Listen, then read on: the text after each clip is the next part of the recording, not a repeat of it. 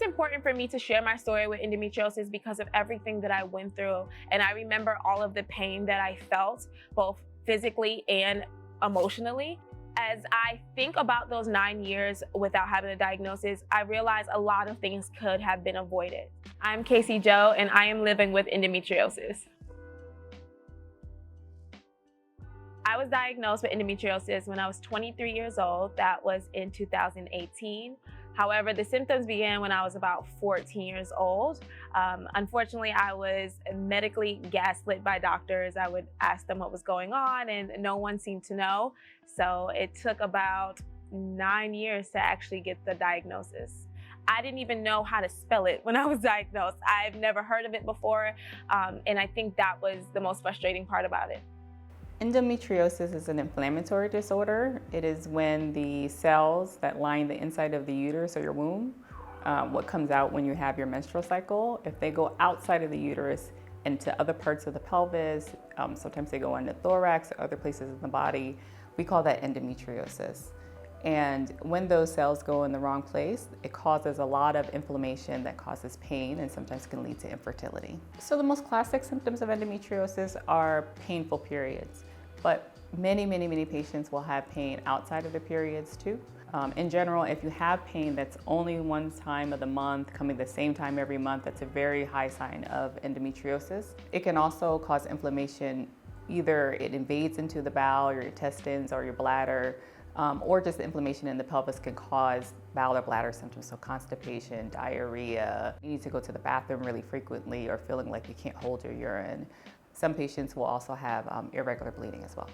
So the earliest symptoms that I experienced was severe cramping. When I was ovulating, there was times I couldn't even walk. I also had a 10-day long menstrual cycle that happened every 2 weeks. Further down, when I was in my mid-20s, I started developing ovarian cysts that left me looking 6 months pregnant, and I was for sure not pregnant at all.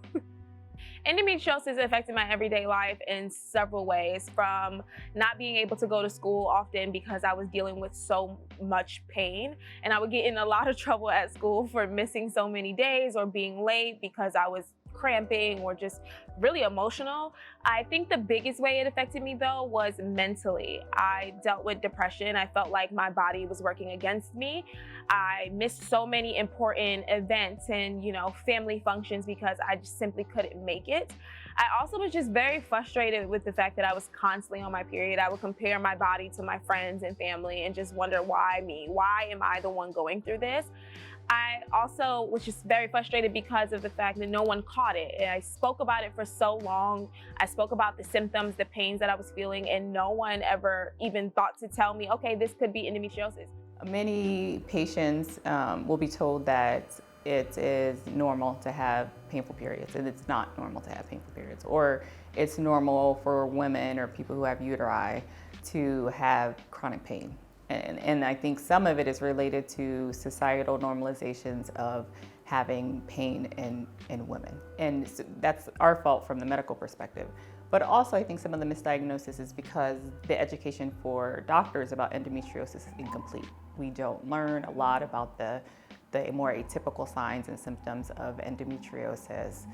Many doctors are not, or providers are not aware that you can see endometriosis in more the adolescence before you get to your regular normal cycles, or you can even see it sometimes in women after menopause. And there are certain stereotypes that are still in our medical literature and in our textbooks that say that endometriosis is only found in certain patients or certain people.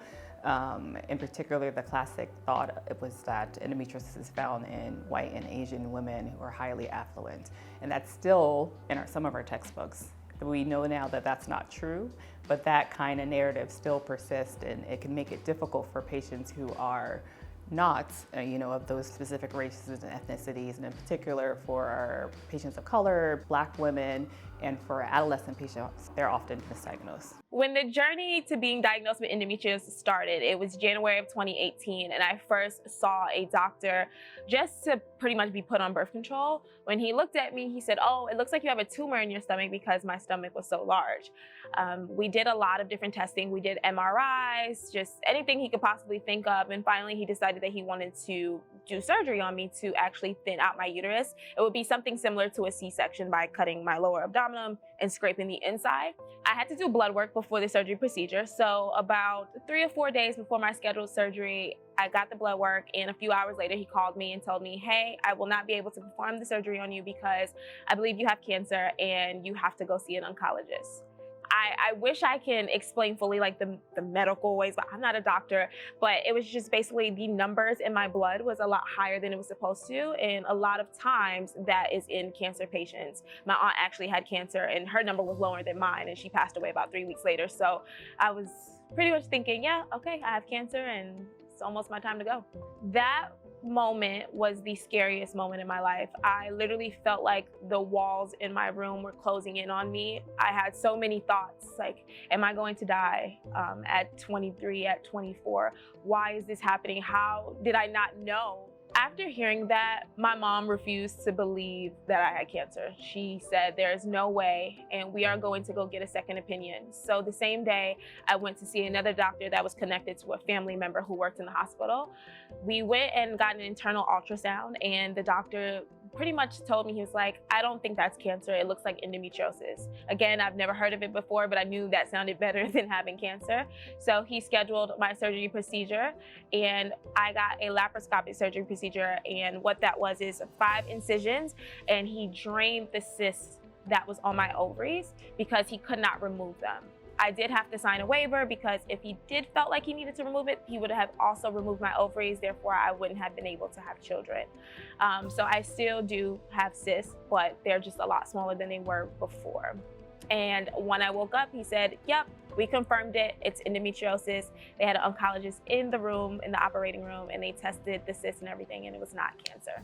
I think that we as a medical community have to think differently about endometriosis, to stop thinking about it as a disease of the pelvis or disease only of menstruation. It is truly a whole body disease that has symptoms as far as migraines and fatigue and lots of other whole body effects. So one, we have to do some re-education of our doctors. And every institution I'm in, I start a pelvic pain rotation in the first or second year, specifically to start getting people to see and talk to patients with endometriosis and see all of the variety of symptoms that are there.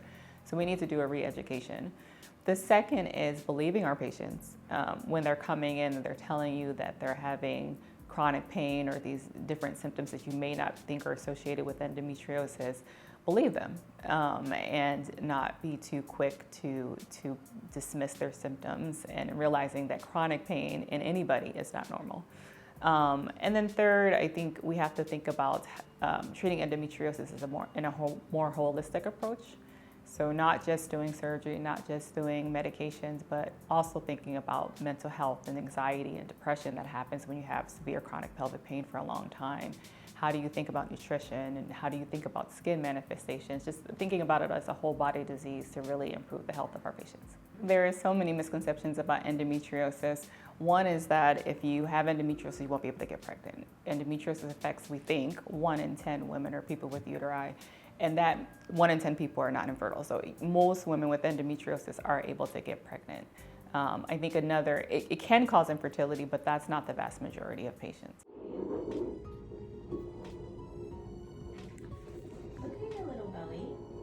She got a little pudge. Yeah. I feel like I just saw you and it wasn't there.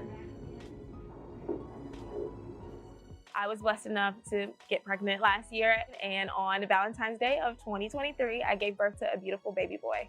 I didn't have major issues with my pregnancy due to the endometriosis. The only thing that I dealt with was bleeding throughout my entire pregnancy.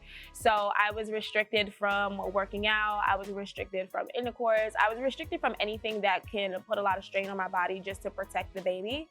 But other than that, I was perfectly fine. Endometriosis does not stop your life.